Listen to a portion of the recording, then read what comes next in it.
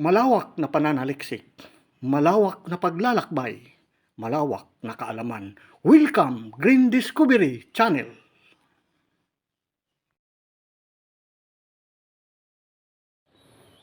Magandang araw sa lahat. Ngayon dito tayo sa isang lugar kung saan na mayroon tayo na discover ng mga positive marker sa 9 feet pailalim. Itong mga stone na atin ngayon na discover ay kakaiba ito, ang mga kulay na may mga ship ito or hugis. Bago tayo magpapatuloy, sana nasa mabuti kayong kalagayan. Ngayon, isa-isahin natin ito kung ano ba ang mga ship nito na bawat isa na iba na mga hugis ng bato.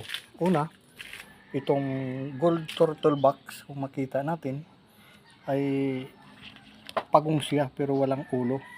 Ayan. Pag ganito palang sign, ay wag na mag-diver pa or mag-change direction, kundi sentro talaga ito pailalim. Pag makita natin ito mga ka-discover sa inyong hinuhukayan dyan, ay palalim lang ito. At ito naman, papriyas ito sila sa 9 feet deep, ay replika ng bar, stone bar. Mayroon siya dito letter B, arrow.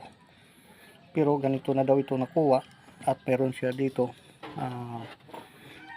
para siyang hiwa, parang baba.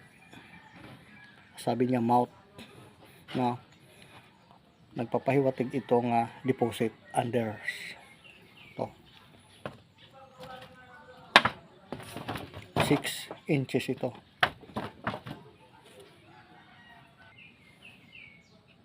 Ito naman ay chicken, pero wala siyang ulo, pero mayroon siya dito is perfect na parang siya zero itong hugis nito. Ayan, ganito na daw siya nakuha. At kung atin ngayon siya bay babalik ta rin, ay meron siya dito, para naman siya dito ay turtle box na putol, pero chicken siya combination. Nga meron siya dito sa puwitan zero, saka meron din siya dito zero sa harapan. Wala na siyang ulo, nakaganito daw siya makuha.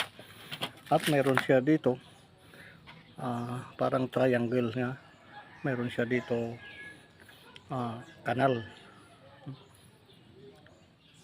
hugis dito sa likod niya. At mayroon siya dito markers. Ayan, para siya dito letter K. Ayan, hindi lang siyang na under or water level. At ito yung nakakamangha ng mga stone nga atin ngayon na discovery. Positive ito sa digging spot sa ilalim. Pag makuha ito natin o saan man lugar kayo makakuha nito, ay positive pa ilalim. Ngayon inulit ko lang na ito ay center gold turtle box stone bar replica ng deposit. At saka ito ay chicken manok na walang ulo, At ito naman sa likod na dalawa, ay ibig sabihin ito ay double deposit, pababaw at pailalim ang isa. Pinapahiwatig nito na mga ating nakuha na mga markers sa ilalim ng 9 feet.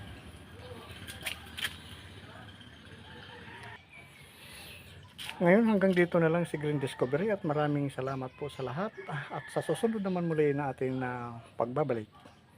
At huwag natin itong kalimutan, baka sa inyong lugar ay ganito ang mga sign na makuha sa ilalim, ay ito ay legit stone marker. Maraming salamat po sa panonood. Bye-bye.